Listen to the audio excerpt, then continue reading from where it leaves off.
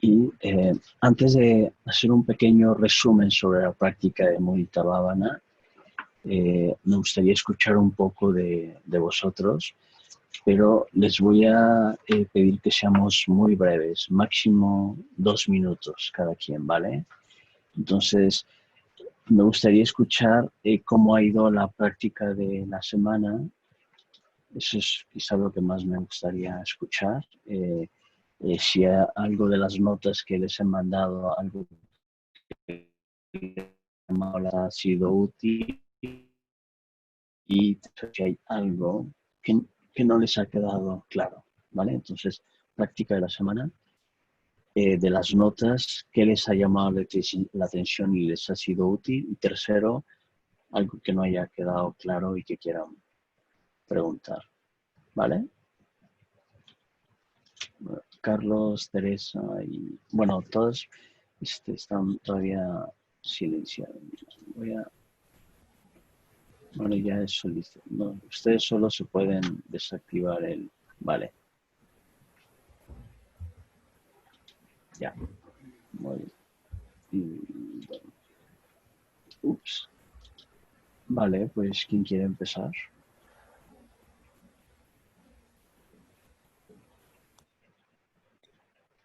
Me van a disculpar que toque la campanita, sin ninguna rudeza, no quiero ser, pero es un poco, a veces perdemos conciencia cuando estamos hablando y trataré de ver el reloj y escucharlos atentamente. ¿Quién quiere empezar? ¿Aurora? ¿No? No. Empiezo yo, os dejo a todos sin posibilidad. No, tengo la varita mágica.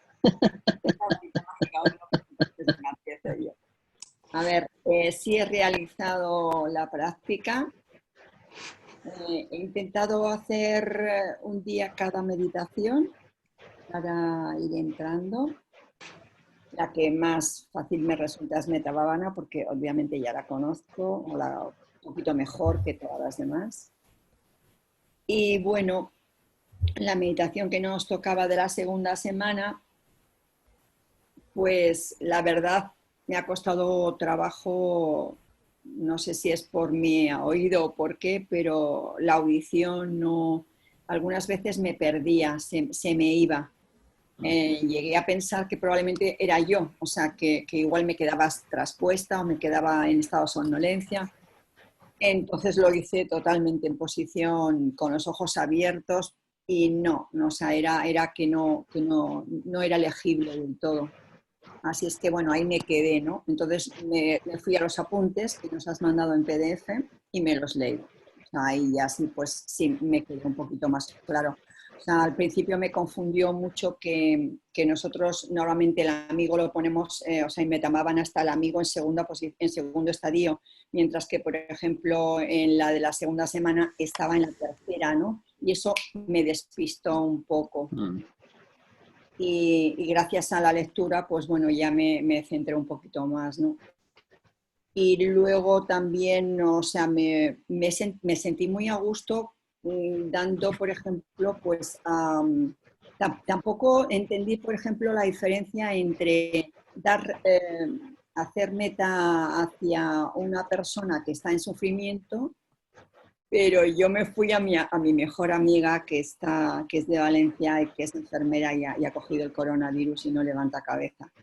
Y luego, claro, al poner al amigo, pues ya dije yo, ¿y ahora? O sea que todo fue, yo creo que primero y luego. Gracias. Muy bien, gracias. Respondo al final, ¿vale? Buenos puntos ahí. Vale. ¿Alguien quiere seguir? ¿O tú, por qué? Vale, Donald. Sí, me fue bien. O sea, normalmente yo hago cosas de pequeña escala, pero tenía una pregunta en las notas, en las 5 etapas que tenemos. La segunda etapa, crear conciencia de una persona que sufre, respondiendo con meta. ¿Esta persona es una persona real? ¿Es una persona que conocemos? O... Pues siempre debe ser una persona real, sí. Vale. Eso es importante. Entonces, sí, no estaba... Buena pregunta. No estaba cierto o seguro si es una persona que es neutral o como el otro. Entonces, para mí era un poco general y muy cerca del quinta etapa, de la quinta etapa. Aparte de eso, me era bien. Vale. Quizá aprovecho un poco, porque son un poco parecidas las preguntas, porque efectivamente, la mayoría, incluido yo, la mayoría de las personas se despistan cuando cambian los lugares, ¿no? Porque estamos acostumbrados a la metabhavna, es uno mismo, ¿no? Amigo, persona neutral, persona difícil, y cambian un poco. Pero esto es un poco para explorar. Recordemos que hay una insistencia entre la práctica interna o formal de la meditación y la práctica externa. Y aconsejo mucho es que primero, antes de querer romper, digamos, las reglas, es como aprender un poco, a ajustarnos un poco, digamos, a la técnica y después jugar con ella. Por ejemplo, algo mi preceptor me decía que a veces era bueno, muchas veces, por ejemplo, la metabhabna la podemos hacer simplemente en tres estadios, ¿no? O sea, eso es muy efectivo. Empiezas contigo mismo, buen amigo, y lo extiendes a todos los demás, porque cuando lo extiendes, muy fácilmente puedes ubicar personas con la que no te llevas muy bien o puedes conectar con varios, ¿no? Entonces, eso no es tan importante. Lo que realmente es efectivo, recordemos, tenemos que un poco nosotros, gentes, y ver qué es lo que nos funciona y ver que podemos realmente, que estamos trabajando efectivamente con esas emociones, ¿no? Ahora voy a hablar un poco más, pero recordemos, es como preguntarnos si por ejemplo, la función es poder contrarrestar la crueldad o la indiferencia. Si podemos ver que hemos podido realmente resonar y conmovernos ante el sufrimiento, interesarnos genuinamente por el sufrimiento de otra persona, entonces podemos decir, qué bien, esto realmente me ha sensibilizado, me ha abierto el corazón. Tan sencillo como eso. Si al final de la meditación podemos ver, vale, me distraje un poco, pero puedo ver que realmente ha surtido un efecto positivo, ha tenido efectos positivos, traer deliberadamente a la mente una persona que sufre. Ahora, ¿por qué se trae una persona? A veces ni siquiera se menciona que es persona neutral, pero si es una persona con la que a lo mejor salta muy a la vista que sabemos que está sufriendo. No quiere decir que sea el súper amigo, pero tampoco es a lo mejor súper indiferente. Pero sabemos que es una persona que obviamente la tenemos en la mente porque está sufriendo. Y no se recomienda que sea muy fuerte, a menos que lleve muchos años de aplicar. Necesitamos que podamos lidiar en paz con este sufrimiento, ¿no? O sea, que bueno, nos duele, pesa, pero no nos abruma. Pues es como medir cada práctica. No he podido dar muchos detalles, pero Buddha-Gosha decía incluso estar atentos cuando triunfa y cuando falla la práctica. En la Karuna Bhavana triunfa si hemos podido erradicar la crueldad y la indiferencia. Y falla si nos hemos abrumado y llenado con ansiedad. En inglés, horrified anxiety. Es como decir, oh my God, no puedo. Cuando sentimos esa impotencia y esa angustia, ahí vemos que necesitamos hacer más metabhavna. Entonces, quizá hemos sido muy ambiciosos y necesitamos buscar algo que nos abrume menos. ¿Esto ayuda? ¿Les queda claro? Entonces, cada quien tiene que ir midiendo en lo que ayuda. Y ahora voy a hablar un poco cuando triunfa y cuando falla Mudita Bhavana. Bueno, le doy la palabra a alguien más para que comente. 2 minutos, ¿vale, Carlos? Sí, hola. Ha sido interesante para mí porque como estos últimos días he estado con este asunto de la muela, que yo le llamo mis terrores morales, ¿cómo es? Terrores molares, sobre todo en las noches, que cuando se intensifica, que llega un punto en que yo no podía ni dormir de Horrores los dolores, molares. Ya. los dolores molares. Entonces es curioso porque... No morales. no, molares. Entonces ha sido muy curioso porque hay una cosa, No, yo no estoy sé bromeando. si es generalizado en toda Latinoamérica o Hispanoamérica el asunto del macho vernáculo pelo en pecho que aguanta todo, ¿no? Y que yo me la aguanto porque yo soy macho, yo soy hombre, ¿no? Y que no puedo... Estoico, ¿no? Sí. Sí, pero el toxismo yo creo que hay algo ahí, me parece que es un poco sano, pero Sí, no es.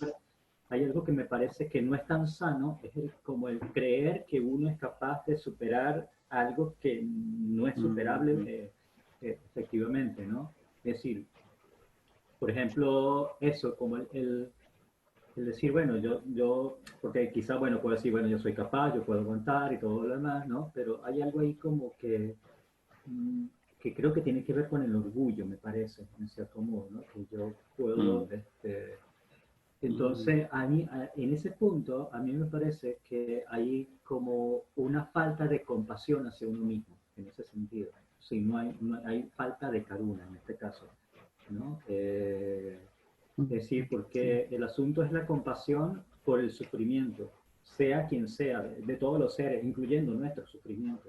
También, Sí. ahí está, ese también como el asunto, ¿no? Entonces, es también ser compasivo ante mi sufrimiento también, es decir, no es Sí, solamente el sí. sufrimiento de todos los seres, si se incluye a todos los seres, también me incluyo, ¿no? Mm, mm, Entonces, eso, como que en cierto modo, yo he sentido que yo no he sido compasivo conmigo mismo, ¿no? mm, En esos mm, aspectos. mm, Entonces, mm, mm. creo Bueno, este es muy buen punto, Carlos, porque así como comenté, recuerden que tenemos el enemigo lejano y el enemigo cercano. Y este a veces no es muy claro, no es como si vemos el enemigo de lejos, pero no es muy obvio, y el enemigo cercano que es muy obvio, pero a veces en la literatura budista no es muy claro. Es, es, hay que, no hay que tomárselo de una manera rígida. Pero esto cambia un poco cuando es a uno mismo. Y aquí, por ejemplo, cuando uno está experimentando sufrimiento, digamos que hay dos tipos de enemigos, ¿no? Uno, creerse que uno tiene el monopolio del sufrimiento, que nadie sufre como yo mismo. Es una forma de egocentrismo y eso, bueno, mis padres son sordos y tengo hermanos sordos, y yo recuerdo que yo de adolescente sufría un poco de depresión y bueno, tenía problemas de no podía dormir y de ansiedad, etcétera. Y mi padre estaba más preocupado por la vergüenza de que su hijo y yo fuera al psiquiatra para poder dormir que estar consciente de lo que pasaba, ¿no? Entonces, y mi padre siempre decía, pero es que tú no eres sordo, es porque ellos creen que solo los sordos, los que tienen un tipo de discapacidad, pueden sufrir, ¿no? que Y eso nos pasa a todos, ¿no? Nos encontramos y hay una tendencia a creer que solo mi sufrimiento es el más grande y nadie sufre como yo. Eso es un extremo, ¿no? Y el otro, digamos, poner como el machismo. Creo que en español no tiene la misma connotación. Yo en inglés lo he escuchado mucho en el sentido estoico filosófico, que a mí me gusta mucho y yo soy amante del estoicismo filosófico, pero eso es como una apariencia de rudeza, que no me pasa nada, ese es como el otro extremo, ¿no? Y recuerdo que mi preceptor me decía mucho eso. Hay una práctica que hacemos mucho en Trirana, que es contarnos las historias de vida, y es una forma deliberada de crear conciencia, porque nosotros como de una manera nos vamos identificando y creando historias de nuestra propia vida, ¿no? Y a la medida que vamos contando nuestras historias, es un buen ejercicio de escribir nuestras memorias, de escribir nuestra historia, porque yo recuerdo que yo me he ido de un extremo al otro. Cuando yo empecé, yo ponía como yo era el villano, yo era el malo de mi familia, el egoísta, abandoné a mis padres y mis padres pobrecitos. Y luego me fui al otro extremo, ¿no? Mis padres, súper egoístas, terribles, y yo víctima. Y en realidad no es así. Entonces llega un momento en que eres mucho más equilibrado. Y entonces está en esa capacidad de poder responder realmente con compasión, con ternura, sin El problema es cuando pierdes completamente la perspectiva. Es poder reconocer tu sufrimiento y sin desconectarte del sufrimiento de otras personas, ¿no? Y ponerlo todo como en perspectiva. Es un arte, no digo que sea fácil, porque para cada quien su sufrimiento y su dolor es genuina, ¿no? Entonces es una buena pregunta, Carlos. Gracias. ¿Quién más quiere compartir? Bueno, yo misma, Charo. pues tengo que decir que no he practicado meditación formal, pero por otro lado, últimamente, bueno, siempre me costaba mucho entender lo que era la compasión desde el punto de vista budista, el karuna, ¿no? Entonces, estos últimos meses, también con otro curso que hice anterior, pues intenté un poco profundizar más y creo que lo voy entendiendo mejor, ¿no? Entiendo que la compasión es mucha empatía, mucha cercanía, ponerte, por un lado, ponerte en el lugar del otro, pero también en el otro en tu lugar, ¿no? O sea, cuando decimos, es que al final somos todos iguales, todos queremos que nos quieran, todos queremos ser felices, ¿no? Todos queremos lo mismo. Y eso me ha servido mucho para un par de personas, ¿no? Que pues he tenido, pues yo qué sé, unos roces con estas personas y me ha ayudado mucho para, en lugar de yo reaccionar con enfado cuando he sentido que ellos no han sido justos conmigo, he ido por la compasión y los he visto como personas que estaban pues sufriendo, pues teniendo algún problema. Muy bien. Y entonces me he acercado a ellos de otra forma y la verdad es que es bestial el resultado. Qué sí. bien. Es lo que tú decías, la forma más sabia realmente de todo, es de llegar, responder con cariño, con empatía, pero real, ¿no? Real, después de hacer el trabajo de pensar, bueno, es que esta persona pues tiene algún problema, no está mal y ha reaccionado de esta forma, pues podría haber sido yo misma que hubiese hecho lo mismo, ¿no? Entonces, la verdad que es súper valioso, yo creo, esta enseñanza para la vida, vamos. Y bueno, es un poco mi experiencia. Y bueno, ya meditaré de verdad. Y solo quería preguntarte eso, solo por curiosidad, ¿qué te ha impedido hacer la práctica formal? ¿Muy ocupada o solo para ver? ¿Qué te ha impedido hacer la práctica formal? Pues la verdad que es que estos meses es muy difícil encontrar un tiempo para mí porque por cuestiones familiares tengo 2 niños a mi cargo, vivo sola, además tengo que trabajar, además tengo que estar pendiente de muchas cosas. Y seguramente suena como una excusa y a lo mejor lo es, porque es verdad que una vez me lo dijo Viryadipa y cuando le dije, es que siempre tengo 1000 cosas que hacer, y me dijo, eso es pereza. Sí, y en ese momento dije así. Es que bueno, viene Gampopa. Pero cuando lo entendí dije, ostras, tiene toda la razón. O sea, es buscarte otras cosas que hacer para no enfocarte en lo importante. Pero bueno, de verdad que lo voy a Puede hacer. ser. Vale, pero no te des caña, ¿eh? Creo que lo fundamental en lugar de pensar en disciplina y darte caña es motivarte. Gampopa, un gran maestro tibetano, él decía que había 2 tipos de pereza. La pereza mundana, que uno simplemente está rascándose la panza y quiere que otros le mantengan o les miren sus sus necesidades prácticas, y luego está la pereza espiritual, donde ponemos toda nuestra energía en generar dinero, acumular riquezas. Esa es una forma de pereza, y decía Gampopa que esa es una pereza más grave, ¿no? Porque estamos abandonando mente y corazón. Entonces, en ese sentido, a lo mejor es cuestión de prioridades, porque a lo mejor uno podría simplificar su vida y trabajar un poco menos para tener más tiempo para cultivar mente y corazón.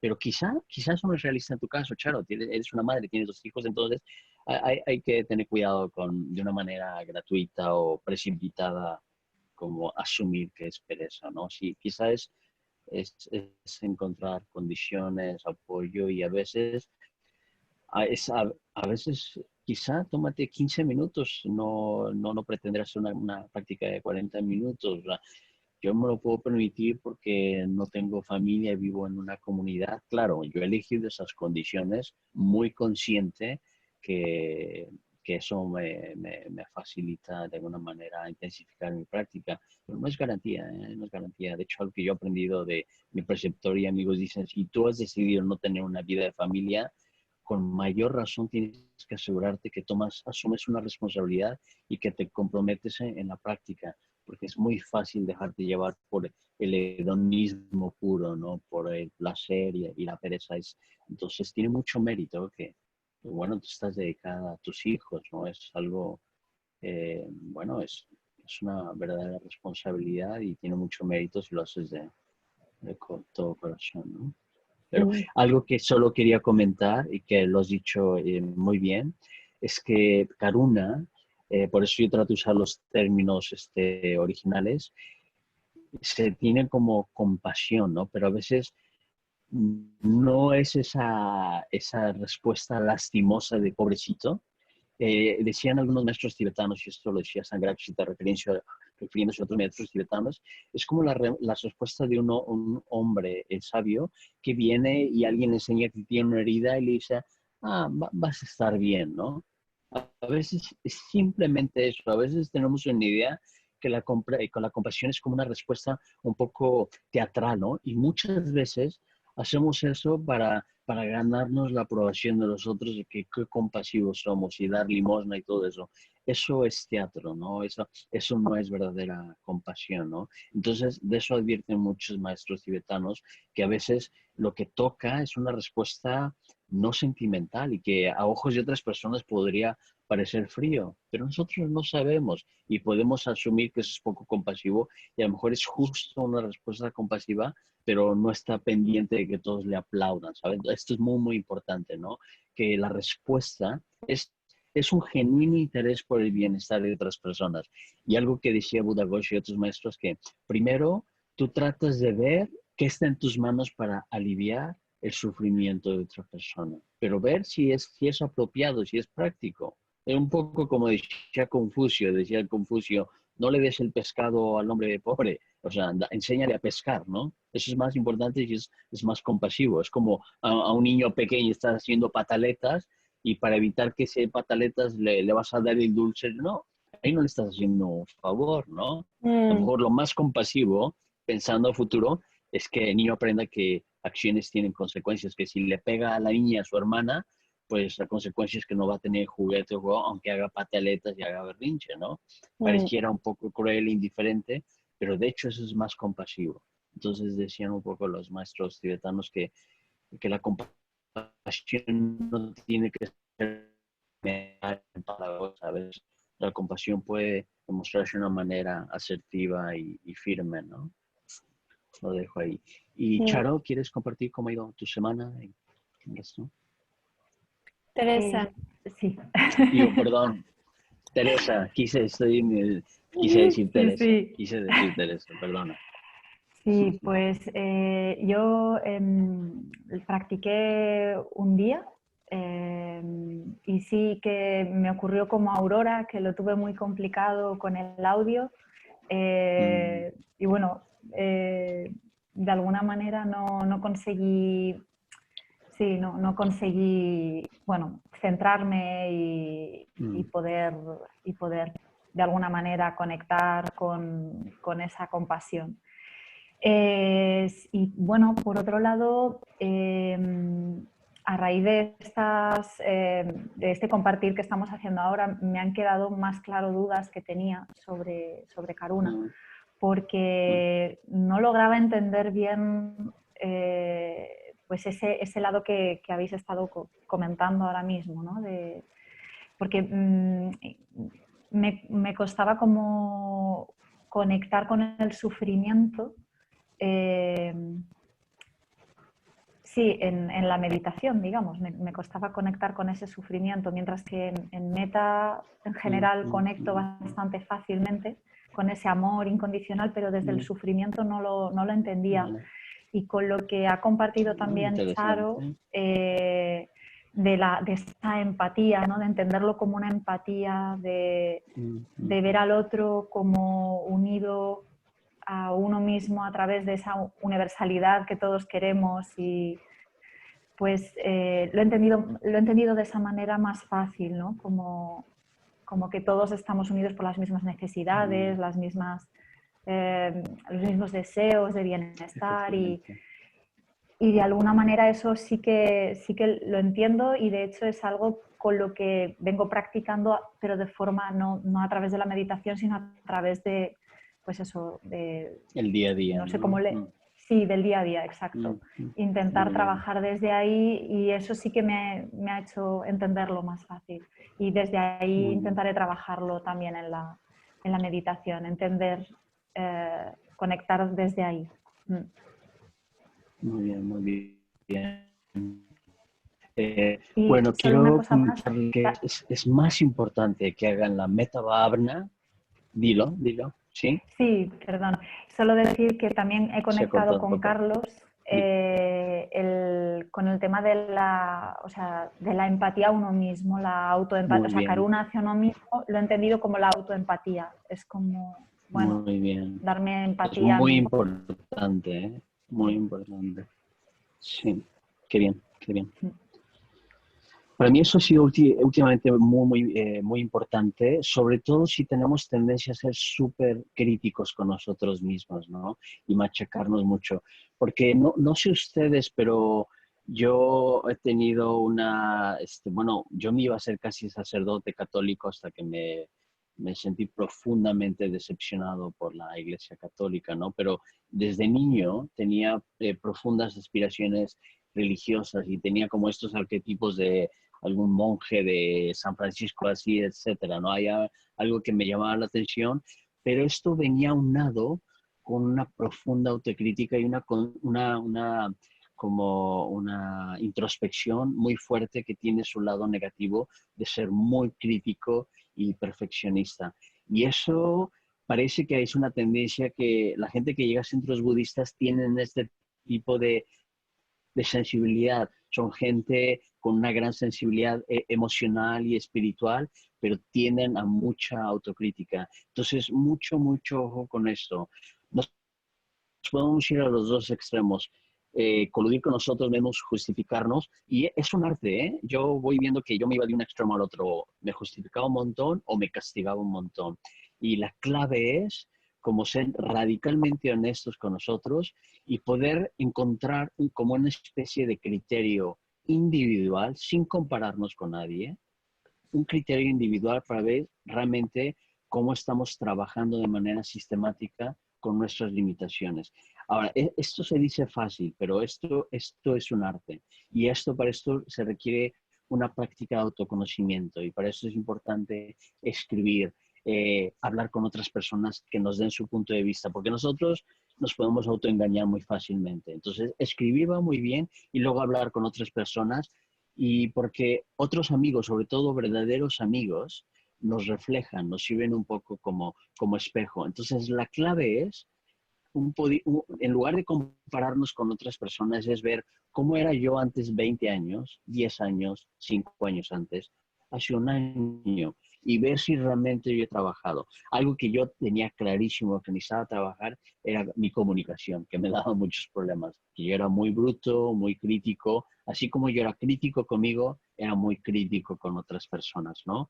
Y mi comunicación era muy ansiosa, ¿no? Entonces yo sigo comunicando de una manera muy apasionada, pero muchos me dicen que es mucho menos ansiosa, ¿no? Entonces, quizá si yo me comparara, no sé, por decir algo, con Dolan o con Carlos, pues a lo mejor yo todavía hablo a 100 kilómetros por hora, ¿no? A lo mejor todavía hablo rapidísimo, pero es que eso no me sirve compararme con ninguno. Lo que importa es compararme conmigo mismo. Eso es mucho más útil y eso es mucho más compasivo y sabio.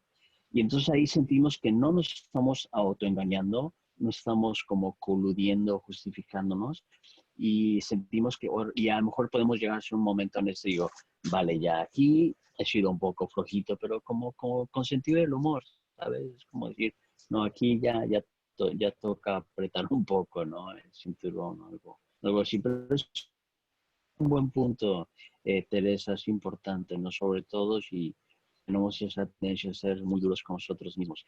Y a mí me ha ayudado mucho el reconocer con mucha ternura, con cariño y con sensibilidad momentos que han sido muy duros para mí y yo me he machacado mucho. Yo, por ejemplo, es hasta ahora, desde que salí de Inglaterra, yo casi me caso con una chica, pues me fui a Noruega, luego me fui a las montañas y hubo un profundo sentimiento de desarraigo y pasé mucha nostalgia, mucha melancolía, como cierta depresión, ¿no? Pero siempre he tenido buenos amigos, entonces no era una depresión crónica, pero era bastante difícil y el negarla y no reconocerla, por ese sentido de que yo no me lo puedo permitir porque yo soy budista, y eso no me ayudaba. Y es que con todos los años que llevo de budista, pasamos nuestras crisis y varios años después darme cuenta, es que claro, he estado realmente en una crisis existencial, espiritual, y es justo esto lo que me ha hecho crecer, ¿no? Entonces hay momentos que de verdad hay que acoger con mucha ternura nuestras crisis, nuestros dolores, nuestras mini depresiones y no identificarnos demasiado con ello. Es como los dos extremos es o nos identificamos con la crisis, con el sufrimiento, o lo negamos, ¿no? Entonces, ninguno de los dos ayuda, ¿no? Pero esto es muy, muy importante, de verdad. Y cualquier duda, si sienten que estas etapas que parecen un poco rígidas no les ayuda, sigan los estadios de la Metabhavna. Naturalmente, lo importante es que puedan identificar momentos en los que estoy experimentando ansiedad ante el sufrimiento de otra persona y que identifiquen, aquí yo necesito corregir un poco, ¿no? Ahora quiero hablar un poco más de la mudita bhavana. Mudita se puede traducir como alegría empática. Y como todas las Brahma Viharas, es la respuesta de Metta, Maitri, que lo traducimos como amor universal, amor incondicional. Lo que vale la pena recordar es que es un arquetipo, es una experiencia que trasciende la personalidad. Entonces podríamos decir que es una emoción extraordinaria. Es un ideal muy grande, pero empezamos con pasos de bebé, ¿no? Entonces mudita es la experiencia amorosa ante la felicidad, el bienestar de otras personas. Es muy interesante que la tradición dice un poco esto. Bueno, es que digamos que es la respuesta suprapersonal, incondicional, no autorreferente. No sé si conozcan este término, lo usan mucho en psicología, que es una experiencia no vicaria. O sea, yo me alegro, y esto pasa mucho con los padres. Yo me acuerdo que es muy común con los padres o con las parejas, que se sienten ellos muy orgullosos y se pavonean con otros primos de que, uy, mi hijo ha terminado la universidad y el doctorado y se sienten súper orgullosos, ¿no? Y es como, y de hecho hablan con desprecio de los hijos de otras personas. Y eso está un poco limitado. Ahí ha fallado un poco, ¿no? Porque es como se alegran del éxito de otras personas, sobre todo porque están mejor que otras, ¿no? Es como hay una necesidad de elevarse por encima de otras personas. Y ahí hay comparación. Entonces, mudita no tiene este aspecto. Mudita está libre de toda autorreferencia. Mudita está libre de la necesidad de la comparación. Mudita o alegría empática está libre de cualquier tipo de beneficio personal. Por eso digo que es un ideal muy alto y que está perfectamente bien si de vez en cuando notamos, digo, ups, Yo me he alegrado porque siento que estoy tomando yo crédito de esto, porque yo le ayudé, porque es mi amigo querido, mi amiga querida, porque es mi hijo, porque es mi hermano. Y yo lo he notado, ¿no? O sea, yo me alegro de la misma manera por un extraño, pues no, es humano. Pero recordamos que aquí estamos tratando de desarrollar actitudes, virtudes suprahumanas, de un Buda, de un despierto, ¿no? Para allá vamos. Y es perfectamente normal que tengamos experiencias mixtas, ¿no? Pero estamos trabajando sobre ello, ¿vale? Entonces dice que la función reside en no experimentar envidia. Eso es muy, muy importante. Y eso dicen que envidia, así como los celos, pero sobre todo la envidia, es una de las emociones como que apestan, como huelen mal y nunca queremos reconocer, ¿no? Porque es muy incómodo, porque es vergonzoso, ¿no? Pero es justo cuando podemos reconocer, uy, otra persona ha logrado el trabajo o le han dado el trabajo en una entrevista que nosotros no nos dieron, o alguien ha logrado algo, alguien, no sé, a veces son no tiene un coche, una carrera, etcétera, o a veces son cosas que eran importantes. Yo recuerdo mucho hombres cuando estamos en el proceso de ordenación, cuando alguien se ordenó en menos tiempo que yo, ¿no? Y a mí me tomó 5 años ordenarme y alguien se ordenaba en 2, 3 años y empezaba, no, pero esta persona en realidad es como ese sentido un poco de envidia, incluso llega en aspectos un poco espirituales, ¿no? O cuando uno siente envidia porque te encuentras una persona que es muy talentosa, que tiene mucho conocimiento, que tiene talentos musicales. Yo haber experimentado, porque me apasiona la música, podía ver que yo no tenía esos talentos, ¿no? Entonces, toma esta práctica. Entonces, la práctica dice aquí que triunfa cuando tú eres capaz de alegrarte por talentos, beneficios, éxitos, a pesar de que tú no los tienes. Y yo puedo ver, por ejemplo, yo les decía que antes yo no era capaz de hacer esto hace 10 años, 20 años. Y ahora de verdad que puedo hacerlo. Y digo, wow, esta persona, yo conozco a un amigo muy querido, Malamati, es un políglota, es un súper talentoso músico, habla 5 lenguas. Decía, wow, es súper talentoso, pero estar en paz con ello.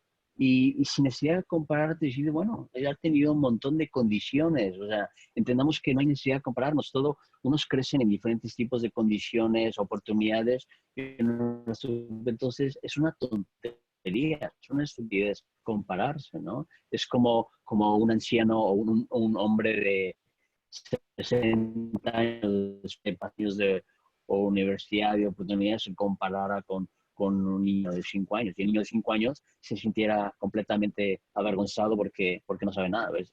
El padre le dice, oye, no tienes 5 años, ¿no? Y a veces decimos en budismo que a lo mejor es un alma vieja, no lo sabemos. Si creemos, si nos tomamos por lo menos provisionalmente la idea del renacimiento, ¿no? Entonces, no hay necesidad de compararnos, ¿no? Entonces, mudita es esa capacidad de alegrarse, deleitarse, complacerse ante el éxito, logro de otras personas. He dicho, su función reside en no ser envidioso o envidiosa. El enemigo lejano es el enfado o el desagrado ante el éxito o logro o el bienestar de otras personas. El enemigo cercano es ser vicario que yo les decía, autorreferente, ¿no? Es una forma de intoxicación, de excitación, ¿no? Y sobre todo porque es autorreferente, que estás tomando crédito y logro de otras personas, ¿no? Es como o otros dicen que, por ejemplo, es un poco frívolo, como tu equipo favorito, Barcelona, Real Madrid, gana y es como que ahí decían que esa es una forma de sobreintoxicación, es como si estuvieras emborrachado con alcohol y te alegras por una frivolidad. Eso dirían que sería el enemigo cercano. No es que sea nada pecaminoso, pero es irrelevante, ¿no?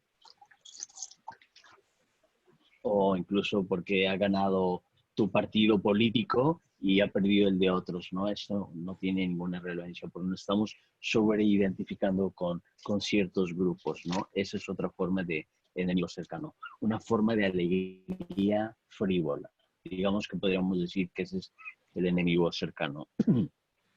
Entonces, luego dicen, ¿cuál es la práctica? ¿En qué consiste el trabajo? La eliminación del enfado, el desagrado. Y esto en pali es arati, el término que usan para el enfado, el desagrado. Pero es una forma de enfado particular, de rechazo, de que el otro le está yendo bien. Es ese partico esa forma particular de enfado, ¿vale? O de enojo, desagrado.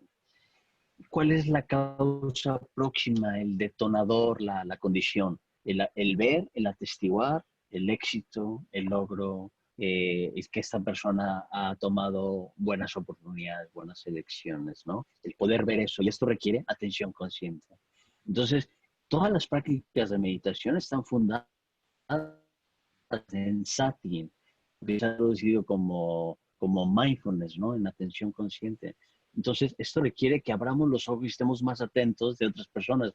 Y a veces lo que hacemos es que nos sobreenfocamos nada más al sufrimiento de todos los demás. Entonces, es una práctica muy importante, sobre todo si tenemos tendencia a sobreenfocarnos en aspectos depresivos, si tenemos una tendencia al nihilismo. Hoy en día es lo que más abunda.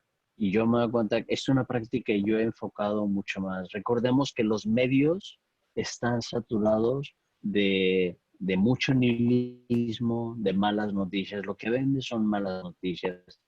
Hay una página web que se llama Positive News, noticias positivas, que trata de compensar esto, que es muy bueno. Y creo que a veces tenemos que hacer un ejercicio consciente de ver qué es lo que va bien en el mundo.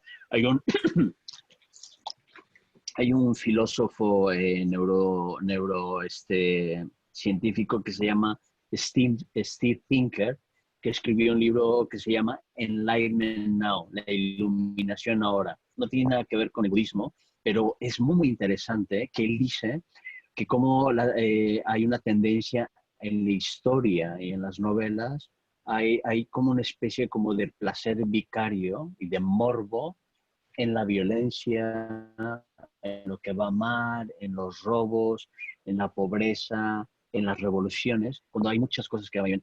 Si hacemos un análisis riguroso de los datos, de la información, en las últimas décadas, él dice que se puede demostrar que hay una profunda reducción de la pobreza mundial, que hay mucho menos hambruna en el mundo, hay un gran progreso en las humanidades. Por ejemplo, damos por sentado que los derechos humanos están seriamente considerados incluso en los países pobres, ¿no? Ahora, por ejemplo, que estamos tan escandalizados con el asesinato de George Floyd en Estados Unidos, de hecho, eso que es tan escandaloso, podemos regocijarnos que eso hace quizás 5 años o 10 años no hubiera sido gran noticia. El hecho que ha sido un gran escándalo habla de que hay una mucho más sensibilidad que no se da ya por sentado. Ahora, ningún político puede dejar de hablar seriamente del derecho de las mujeres, de la intolerancia hacia la homosexualidad, del racismo, etc. Este es un gran avance de la humanidad, ¿no? Entonces, hay un verdadero... Hay mucho caos, que hay mucha pobreza, muchos sufrimientos, sí. Esa es parte de samsara, lo que decía el Buda. Hay dukkha, hay sufrimiento, es inevitable. Pero es muy importante enfocarnos que también hay progreso, ¿no? Entonces, esto es importante verlo. Y esto tiene que ver otra vez con la causa próxima del detonador, ser capaces de ver, atestiguar el éxito, el logro de otros y de nosotros mismos, nuestras buenas elecciones, agradecernos, alegrarnos por nuestras buenas elecciones en el pasado que nos están permitiendo ahora vivir en condiciones quizá mucho mejores que el pasado, ¿no? Entonces, la práctica de Mudita Bhavana triunfa cuando se disuelve el enfado, el desagrado. Esto es obvio, ¿verdad? Es lógico. Y la práctica de Mudita Bhavana falla cuando produce una alegría frívola, una especie de presunción, desprecio por otros, ¿no? Es que yo me alegro mucho porque mis hijos hayan hecho esto, porque yo me alegro que mis padres decían eso. Ah, es que ustedes, mis hijos, todos han terminado la universidad y ninguno ha caído en las drogas, como sus primos y todo eso, pero ellos estaban tomando como todo el crédito, estaba como muy dependiente de sufrimiento de personas, ¿no? Es entendible, todo lo experimentamos, pero de acuerdo a la tradición, Mudita Bhavana falla cuando está a expensas de sufrimiento de otras personas, ¿vale? ¿Hasta aquí, claro? ¿Sí? Ahora, ¿cuál es la analogía? Recordemos que siempre tenemos el modelo de una madre sabia. Pues dicen que Mudita Bhavana es esa madre que se alegra genuinamente ante las buenas condiciones de su hijo un poco más crecido. Ya no es un bebé, ya no es un niño pequeño, es un hijo que ya va hacia la adolescencia y ve que se está desarrollando muy bien, que tiene buena salud, que a lo mejor nosotros podemos ver que está haciendo buenos amigos, que se está haciendo deporte, que se comporta bien, que es respetuoso y sentir que va bien, ¿no? Y eso lo podemos ver con otras personas. Entonces, es la respuesta amorosa de una madre ante las buenas condiciones de su hijo, de su hija, ¿no? ¿Qué más puedo decir sin ser demasiado repetitivo? Ya comenté un poco al principio que es esta capacidad de alegrarnos por el éxito y las oportunidades de otros que a lo mejor la vida les ha dado, incluso cuando uno ha perdido eso, ¿no? Y un ejemplo que pone, imagínate que tú vas con un amigo o con una persona o tal, que alguien que no es necesariamente tu amigo más cercano, pero a ella le dan el trabajo y a ti no. Y tú eres capaz de alegrarte y decir, qué bien que te lo han dado, ¿no? A pesar de que no, a ti no te lo hayan dado, ¿no? Es esa capacidad de responder positivamente, de no amargarnos la vida. ¿Cuántos de nosotros podemos decir que hemos atestiguado a otras personas? Yo lo puedo ver, ¿no? O sea, personas que se amargan la vida porque a otras personas les va muy bien. Pero eso lo ves en los culebrones, en las telenovelas, ¿no? Es como, ahora es de dar risa, ¿no? Pero es muy patético, ¿no? En fin, esa es un poco la idea, ¿no?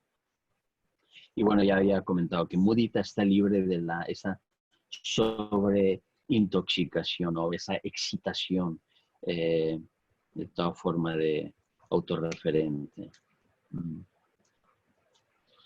Y me gusta mucho esta idea de como luna, pero uno dice que es esa capacidad de conmover el corazón, y usa el término en pali muy bello, campaná, que tiene una relación musical, es de resonancia. Es como, bueno, aquí tenemos un musicólogo, Donald.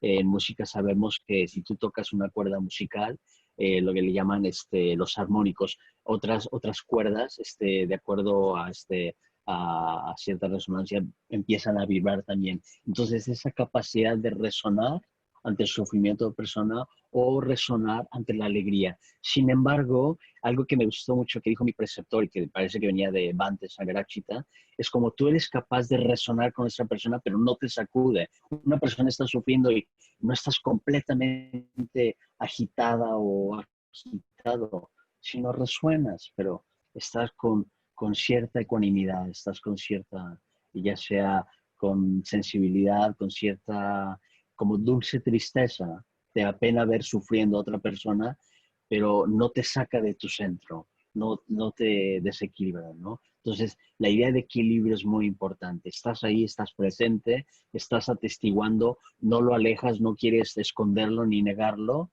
pero tampoco te sobreexcitas, ¿no? Entonces, requiere esto robustez emocional, esa capacidad de permitirte conmoverte, de resonar, sin que te saque de su centro, ¿vale? Y ya está. Lo dejo aquí un poco para preguntas y respuestas y terminar con otra meditación. Ahora voy a hacer una meditación más corta, ¿vale? Porque al principio, esta vez he grabado toda la sesión, le voy a pedir a Carlos que haga la edición y como he mantenido los cascos todo el tiempo debe salir mejor, ¿vale? ¿Preguntas? Un gusto, Aurora.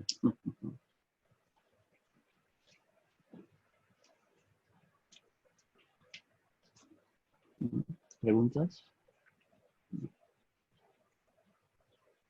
Bueno, yo creo que ahora más que preguntas necesito yo personalmente primero de alguna manera tomar conciencia de ciertos contenidos que has dado, pero ahora más que no solamente digerirlos, sino que aceptarlos y además aceptar esa presencia, o sea, vivirlos de alguna manera y practicarlos. Entonces, creo que yo, que soy bastante lenta en aprendizaje, a pesar de todo lo que parezca, ¿no?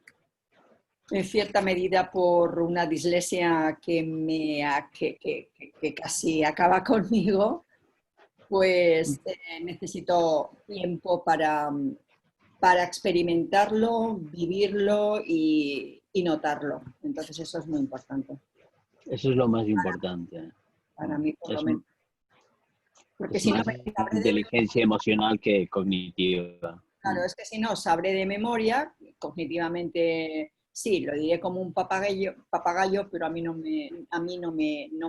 lo reencarno, no me va, no estoy sintiendo nada. Entonces, en realidad es no sabiduría, no, es inútil. Entonces, necesito como tiempo para posar todo, para tiempo, necesito tiempo. Lo voy a necesitar además, estoy convencida.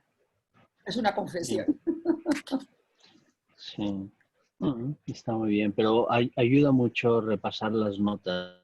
Creo que Charo o Teresa, de simplemente realmente poder contarla, entender, profundizar, esto es realmente lo que significa Karuna, no es lo que yo entendía, poder sensibilizarnos, porque a veces necesitamos librarnos de esas connotaciones y a veces podemos asumir que para todos la palabra compasión significa lo mismo y a veces vale la pena como usar otras palabras y esto me ayuda, ¿no? Y llega un momento que a mí ya no me rechina tanto la palabra compasión, pero después de muchos años está completamente contextualizada con todo el marco filosófico emocional budista, pero antes para mí era completamente contextualizada por este rollo cristiano del pecado original, lastimoso y sabes, que no, y que no tiene nada que ver, es muy, muy distinto, ¿sabes?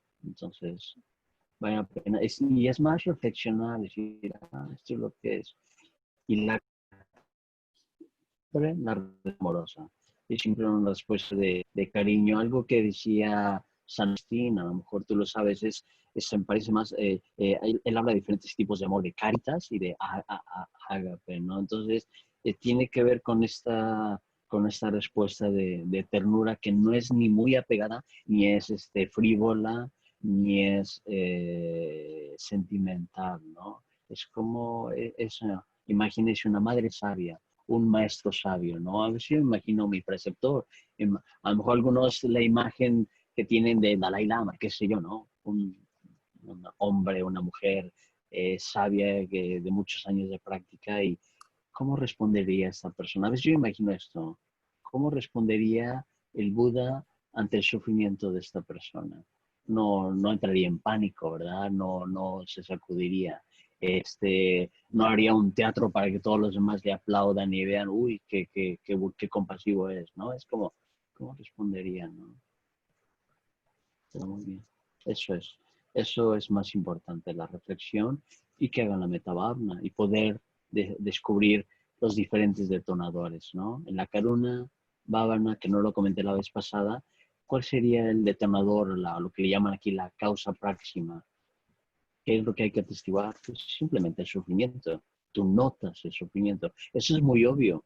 Pero ¿cuántas veces nosotros, como lo han dicho Carlos y Teresa, hacemos la vista gorda, como decimos de México, pretendemos no ver ese sufrimiento, ¿no? O de otras personas o de uno mismo, ¿no? Ya sea porque estamos o ensimismados con nuestro sufrimiento o lo que le llaman en la adicción, la codependencia. Está mucho más pendiente del sufrimiento de otras personas y uno se abandona, ¿no? Entonces hay esos extremos, ¿no? Entonces requiere poder atestiguar el sufrimiento de otras personas, ¿no? Y en mudita atestiguar realmente las buenas condiciones y a veces hay una forma de ceguera, ¿no? Una especie de de morbo, nada más estar viendo lo mal que van las cosas, y no es así. Pues hacemos la práctica, más o menos 12 minutitos, ¿vale? Y para no ir hablando en la práctica, nos vamos despidiendo. Les mandaré como siempre. Dependo de Carlos, espero que Carlos pueda editarlo lo antes posible y les mando yo las notas mañana, ¿vale?